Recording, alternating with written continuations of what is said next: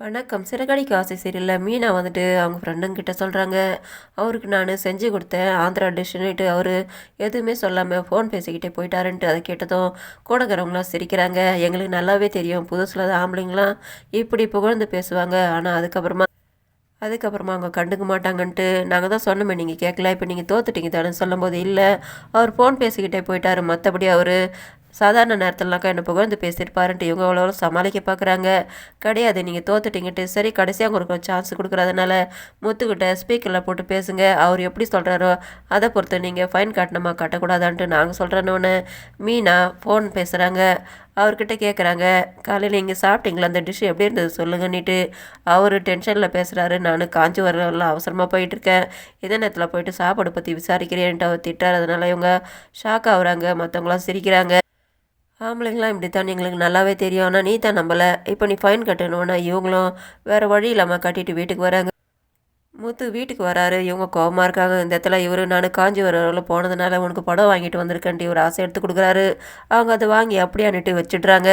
இவர் ஷாக் ஆகுறாரு. என்ன நானு உனக்காக ஆசையா ரூ. 2000 குடுத்து புடவ வாங்கிட்டு வந்திருக்கேன். இதையும் சாதாரணமா வாங்கி வச்சுட்டு போறியான்னுட்டு நாங்க தான் உங்களுக்கு ஆந்திரா ஸ்பெஷல்ன்ட்டு தோசை பண்ணி கொடுத்தாக்கா அதை நீ பற்றி சரியாகவே சொல்லலைன்னுட்டு அதை நான் அந்த இடத்துல டென்ஷனில் போயிட்டேன். அதுக்காக இது நீ நல்லா இருக்குதுன்னு கூட ஒரு வார்த்தை சொல்ல மாட்டேன்ட்டு நானும் உங்களுக்கு பண்ணி போட்டதை எதுவுமே நீங்கள் சொல்லலை. அப்புறம் இதை பற்றி மட்டும் நான் எதுக்காக சொல்லணுன்ட்டு சரின்ட்டு ஒரு மன்னிப்பு கேட்டு அந்த புடவை எடுத்து கொடுக்குறாரு. நீ எது செஞ்சாலும் நல்லா இருக்குன்ட்டு எனக்கு தெரியும், உனக்கு தான் தெரியும், அதை பற்றி நான் சொல்லி தான் நீ தெரிஞ்சுக்கணுமான்ட்டு சொன்னோன்னே அவங்க குஷியாக அந்த புடவை வாங்கிட்டு கிளம்புறாங்க. இவங்க போயிட்டு புடவை கட்டிட்டு வந்து நிற்கிறாங்க. பார்த்து இவரு சூப்பராக இருக்குது, ரொம்ப பொருத்தமாக இருக்குது இந்த புடவைய நீ கட்டினதுனால தான் அந்த புடவைக்கே அழகுன்ட்டு இவங்க 2 பேரும் செல்ஃபி எடுத்துக்கிறாங்க. இதே நேரத்தில் விஜயா கோவத்தோட பார்வதி வீட்டுக்கு வராங்க. வீட்டில் இருக்கிறவங்க எல்லாருமே அவங்கவுங்க இஷ்டத்துக்கு நடந்துக்கிறாங்க. எனக்கு அந்த வீட்டிலே பிடிக்கலன்ட்டு எல்லாரை பற்றி இவங்க குறை சொல்கிறாங்க. அதனால் எல்லாருமே என்னை இளக்காரமாக நினச்சிக்கிட்டு இருக்காங்க. எனக்குன்னு ஒரு அடையாளம் வேணுன்றதுக்காகத்தான் நானும் டான்ஸ் கிளாஸ் ஆரம்பித்தேன். அதுக்கும் யாரும் வரலையே, இப்போ என்ன பண்ணுறதுன்னுட்டு இவங்க வருத்தப்பட்டு பேசுகிறாங்க. அதுக்கு பார்வதி ஒரு ஐடியா சொல்கிறாங்க. நாம் வேணாக்கா ஒரு மாதம் முதல் மாதம் ஆஃபர்ன்ட்டு சொல்லி எல்லாரையும் வர வைக்கலாம். அதுக்கப்புறமா அவங்களுக்கெல்லாம் நம்ம பரதநாட்டிய ட்ரெஸ்ஸு வாங்கிட்டு கொடுத்து அது கொஞ்சம் விலை ஜாஸ்தி வச்சு அவங்களுக்கு விற்றுடலாம். அது உனக்கு லாபமாக வந்ததுனாக்கா அது உன்னோட பீஸ் ஆகுன்ட்டு சொல்லணுன்னு சரி இன்றைக்கே போகலான்ட்டு இவங்க கிளம்புறாங்க. இதே நேரத்தில் ஜவுளி கடைக்கு வந்துட்டு கிருஷுக்கு ரோகிணி ட்ரெஸ் எடுக்கிறாங்க. இவங்க வீடியோ கால்லையும் இந்த ட்ரெஸ் உனக்கு பிடிச்சிருக்குதா பாருன்ட்டு அதை பேசிட்டு அவங்க பில் போடுறதுக்காக கொடுத்துட்டு வெளியில் வராங்க. இந்த இடத்துல பரதநாட்டிய ட்ரெஸ் வாங்குறதுக்காக பார்வதியும் விஜயா வந்திருக்காங்க. இவங்கள பார்த்துட்டு பேசுகிறாங்க. என்ன நீ இவ்வளோ தூரம் வந்திருக்கன்ட்டு அந்த கடையில் வேலை செய்கிறவர் இது உங்களோட பையனுக்கு சரியாக இருக்குன்ட்டு அவர் ட்ரெஸ் எடுத்து வந்து காட்டுறாரு.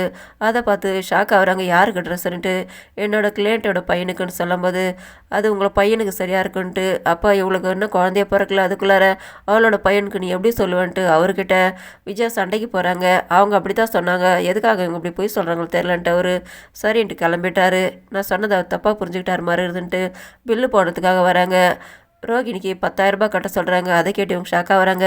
அது எப்பேற்பட்ட கிளைண்ட்டு, யார் அது, எதுக்காக 10,000 செலவு பண்ணி அப்படி என்ன கொடுக்கணுன்ட்டு அது முக்கியமானவங்க சொல்லி பார்க்குறாங்க. இவங்க தேவையில்லைன்ட்டு சண்டை போடுறதுக்கு வராங்க. அதனால் உங்களோட பில்லை கூட நானே கட்டிடுறேன்ட்டு இவங்க அவங்கள அந்த நேரத்தில் ஆஃப் பண்ணிடுறாங்க. சரின்னுட்டு இவங்களும் ஸ்க்ரீன் ஒன்று வாங்கணுன்ட்டு அதையும் வாங்கிக்கிட்டு வெளியில் வராங்க. சரி நம்ம அப்படியே போகிற வழியில் ஹோட்டலில் சாப்பிட்டுட்டு போயிடலான்ட்டு அந்த ஹோட்டலில் விலை ஜாஸ்தியாக இருக்குன்றாங்க. ரோகிணி இருக்கும்போது நமக்கு என்ன கவலை, அவளே பில்லு கட்டிடுவான்ட்டு. அதுக்கு பார்வதி சொல்கிறாங்க, உங்கள் அப்பா ஜெயிலில் இருக்காருன்ட்டு உனக்கு வருத்தமே இல்லாமல் நீ இந்த மாதிரிலாம் சாதாரணமாக இருக்கேன்ட்டு அவங்க கேட்குறாங்க.